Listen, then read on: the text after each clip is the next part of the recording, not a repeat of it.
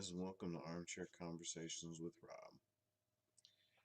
So, today we're talking about we've been talking about energy and constructs and dimensional awareness. So, basically, I've been having conversations about the fact that we operate three dimensions as we are right now, and a fourth dimension, which is time, and how we're touching the idea of a fifth dimension, which would be more like an in and out, or possibly like a through, and how that will change your perspective of what you do in the world, how you think in the world, what you can do in the world. Um, so today, I kind of want to touch on the part about it where you beginning to understand the nature of maximizing your perception. Basically, as you begin to do that and you act, well, let's say take an active role in the dimensions you operate within, you'll become more powerful in each. And so I'll pull out voice because sound was the one I talked about being primordial first cause. I'll also pull out being, and I'll pull out action. And then I'll also pull out influence and control and your sense of responsibility too. So basically, you become more powerful as you learn to operate in the dimensions that you're in to their maximum potential. So I guess what that means is, like, for example, it's the same as if you are working on your physical body and you begin to get bigger, faster, stronger, if that's your goal. That's going to translate over into everything that you do in regards to your physical body. Being bigger, faster, and stronger is going to mean you can punch better, or you can run better, or you can even handle your everyday tasks like groceries and bills and everything better because you're more maximized physically. So, to me, the idea of being able to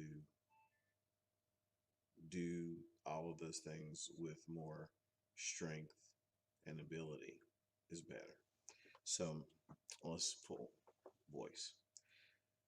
As you learn to be a more maximized human being, you're, like I said, I listened to a lecture once with Karis when he was talking about the fifth dimension. He was talking about how, as you understand more about how you operate in the world, things take on a more powerful aspect.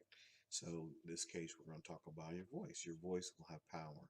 When you speak, it won't just be, forgive me for this, but like yo, yo, yo, motherfucker, blah, blah, blah, and yada, yada, yada, and a bunch of bullshit that doesn't mean anything. You begin to speak with clarity and purpose and power in what you say. It doesn't mean that you have a fantastic grasp of the English language or speak with perfect diction, but the things that you do say carry weight. In other words, they affect your universe, your surroundings, your sphere of influence, as it were. And as you maximize yourself, that sphere of influence gets bigger and more pervasive. So you get to speak to yourself and others in ways that will encourage, influence, change. It's just like when a person trusts you, they take more time to listen to what you say, and they may actually act on what you say. They may believe you, which then generates a whole nother set of circumstances in their life. Um, when you give a command to the universe, whether you do it to the universe as the subtle energies of the universe, or you do it through the manipulation of the lower, more solid energies of the universe, like, I'll give you an example.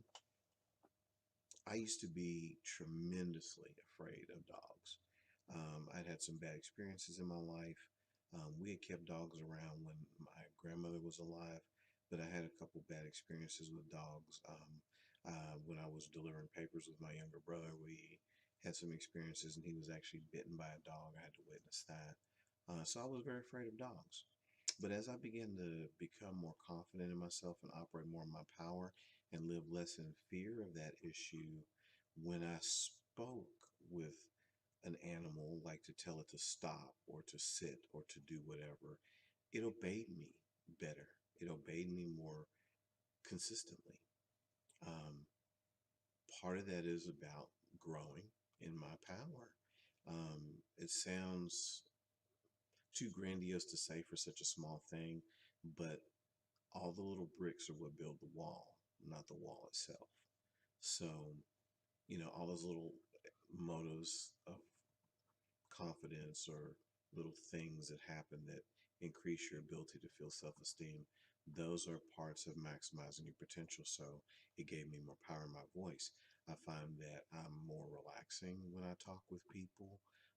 People seem to think I'm relaxing. Children and animals actually think I'm relaxing. Most people don't necessarily, tell me that, but I notice it from the effect that I have when I talk to people. Um, People tend to think that I'm a nice person.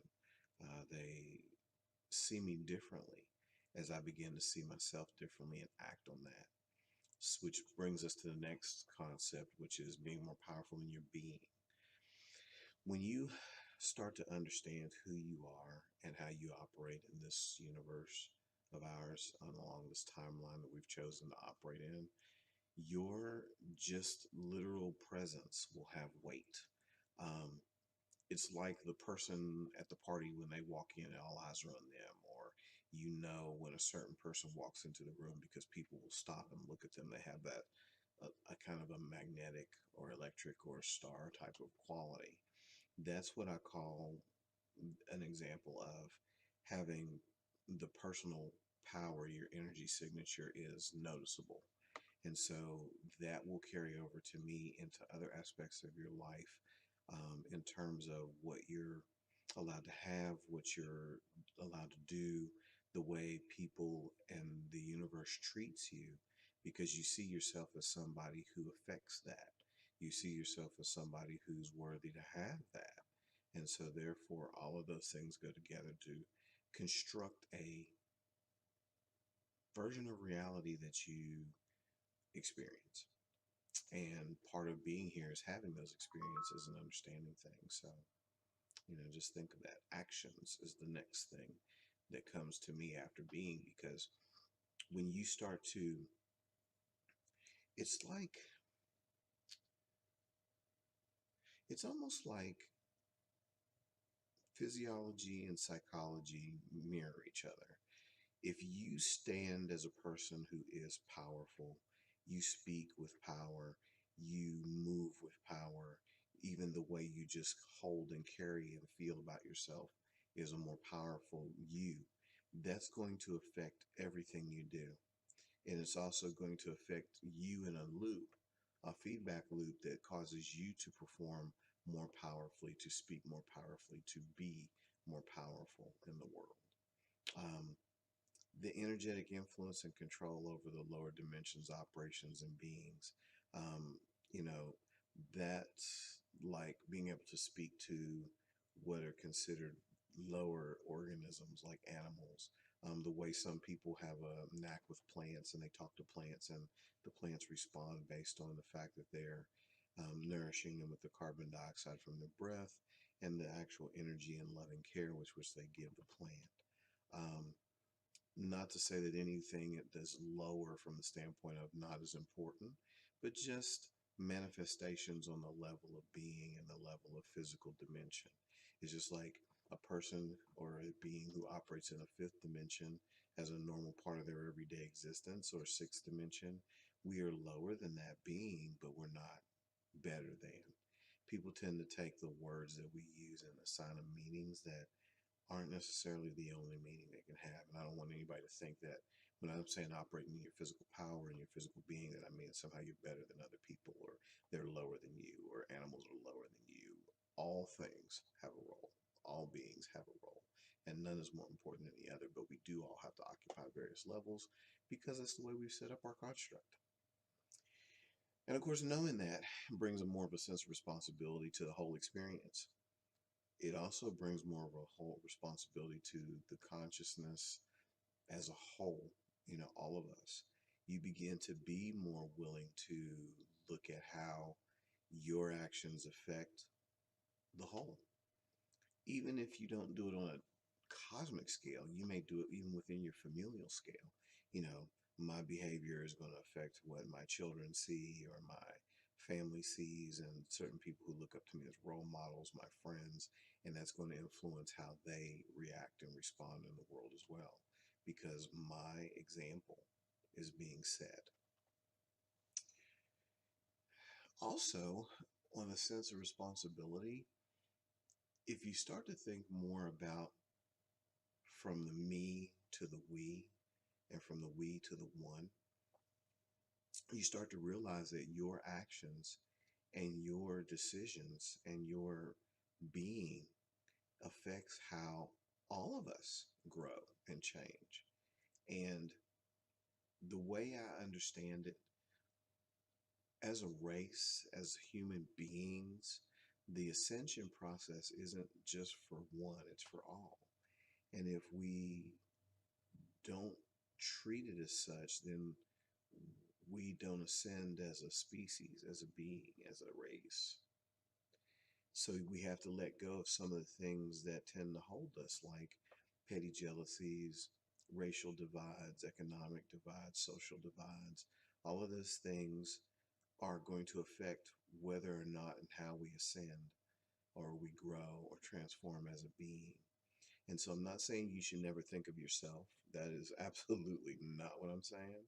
But what I am saying is you, as you grow, you start to want to balance the things you want to do to take care of yourself with how they're going to affect the whole. And so again, as you begin to understand maximizing your perception and your active role, I think all of these areas begin to change. When you decide to become a better person, quote unquote, I think that you affect everyone else around you. You affect your family, you affect your children if you have them, you affect your neighborhood, you affect your community. And that is something that you can't lose sight of. It doesn't mean you should never do anything just for you. Again, not what I'm saying, because that individuality given back to the whole is part of what makes everything spicy, as it were, and includes the variety that guarantees that changes will come. Anyway, just something to throw out there. Just wanted to play with it, see what you think. Thanks for sharing my armchair. If you have any feedback or comments, please send them to me. And if you like it, subscribe. If you don't, hey, no worries. But I do hope you have a blessed day whenever and wherever that you are.